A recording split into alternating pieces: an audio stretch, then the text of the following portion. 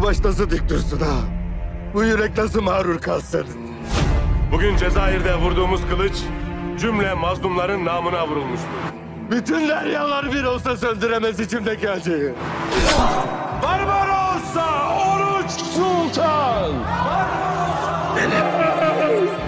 İlyas'ın intikamı gayrı sendedir. Hakkını helal et Hızır. Helal olsun ha!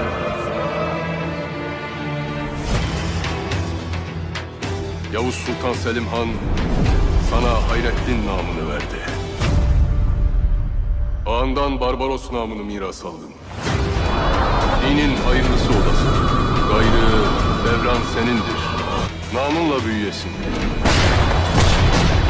Barbaros Hayrettin.